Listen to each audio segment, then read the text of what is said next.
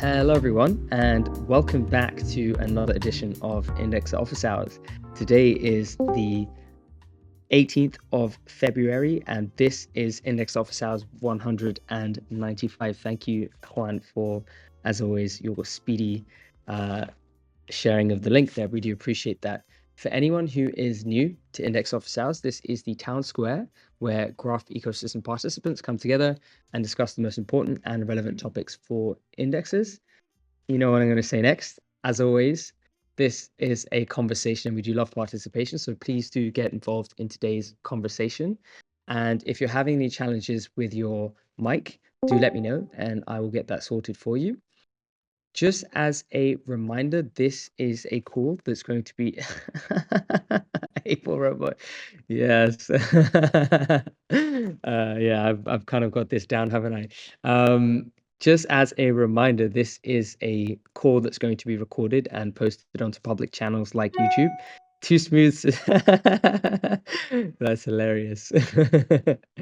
Yeah, this is a call that's going to be recorded and posted onto public channels like YouTube. So if you are concerned about privacy, please bear that in mind. And with that, let's get into today's exciting agenda. So, as always, I like to give a shout out to the latest GRT IQ episode, and today is no different. We have episode 208. Thank you, Juan, for posting there. We do appreciate you. So, I know that you guys love this. I see Vince is already typing. I'm going to try to attempt to pronounce his name here. This one seems simple, so I can't screw it up exactly. So, his name is 𝗨𝘀𝗲𝗳𝗂𝗍𝗪, Cert, if I'm not mistaken. Yeah, there you go. Thank you for the help there. Appreciate you, Anna. And it is easy mode today.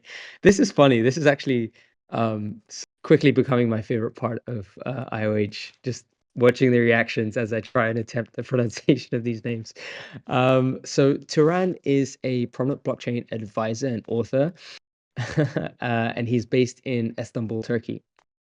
He's a graduate at Harvard Business School and has had a successful career across investment banking and consulting. And he's also one of the leading Web3 voices in Turkey when it comes to Web3. So if you're interested in hearing a bit more about his background in TradFi and how he transitioned into decentralized finance, and of course, his perspective on the graph, its vision, and that's amazing, Chris. That's so funny. I love that. I love that. You guys are fast with the memes. It's actually very impressive. So if you're interested in checking out Turan's episode, Juan has kindly linked that episode in the chat there. So go check that one out. Alrighty. Next, I will hand over to Anna for our regularly scheduled Repo Watch section. Thank you, Abel, and hello, everyone. This week on Repo Watch, starting as always with execution layer clients, we have had a new release from 𝗨𝘀𝗀𝗀𝗀𝗀. This is version 261.1. This release is essential for 𝗨𝘀𝗀𝗧𝗏 and Sepolia users as it prepares for the upcoming 𝗨𝘀𝗀𝗃 hard fork. It includes some new features related to the EIP implementation and some important bug fixes, and it mandates some prompt updates to avoid operational disruptions. So again, this is important for testnet. We have tested this release on 𝗨𝘀𝗀𝗧𝗏 and Sepolia as well, and we haven't had any issues with it. Then we have had two new versions from Geth. This is version 1.15.1, which contains the Prague fork, which is crucial for participation in the 𝗨𝘀𝗀𝗃 and Sepolia testnets.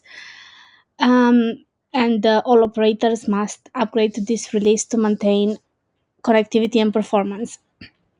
And then a newer version here, 1.15.2, which restores block building on the mainnet and re-enables peer discovery that was accidentally disabled.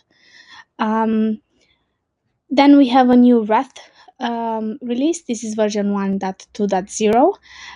This introduces timestamps for 𝗨𝘀𝗀𝗃 and Sepolia hard forks, removes the legacy engine legacy option, and increases some default suggested gas limits to 36 million. This again is a critical change. On Nethermind, we have version 1.31.1, again related to the two major hard forks for 𝗨𝗂𝗂𝗧𝗂𝗋 and 𝗨𝗂𝗂𝗂𝗀. All operators need to upgrade to maintain compatibility here as well. On consensus layer client, a new release from Prism, version 5.3.0, which also introduces the same 𝗨𝗂𝗂𝗧𝗂𝗋 and 𝗨𝗂𝗂𝗧 testnets changes with other bug fixes. Again, important to update for testnet and mainnet users. Same for Teku, so version 25.2.0, update related to the specific for 𝗨𝗂𝗂𝗧𝗂𝗋 and 𝗨𝗂𝗂𝗧 networks for the upcoming Electra hard fork. We also have a new Nimbus release, so version 25.2.0, low urgency release for mainnet but high urgency for 𝗨𝗂𝗂𝗧 and 𝗨𝗂𝗧 due to the upcoming forks. It includes some other key enhancements for improved syncing, metrics management, and several API fixes. This release is also one that we have tested in our testnets as well without any issues so far.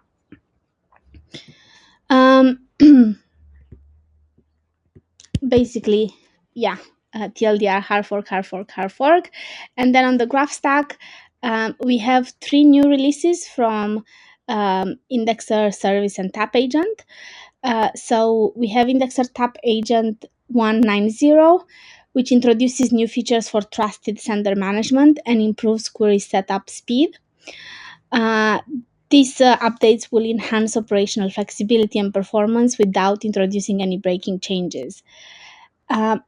We also have Indexer Tap Agent 191, which fixes a bug in ensuring allocation creation messages are sent from the correct sender account. However, I must warn everyone against upgrading to these releases, and this is because since Indexer Tap Agent 190, there have been some migrations introduced that haven't been added into the Indexer agent side. These migrations have to do with new horizon changes, and it will break functionality. So we have pinned Indexer Tap Agent to the previous version. We also have in this section Indexer Service 142, containing a bug fix that allows responses for free queries even when no allocations are open. Same thing applies here. So this release contains the same migrations, so you are advised against upgrading to any of these 3 releases. And this is all I have for this week. And there is no comments in the chat. So over to you, Juan. Thanks, Anna. Okay, this is gonna be a very brief protocol watch. We don't have any new updates for forum governance, forum research, and the network subgraphs.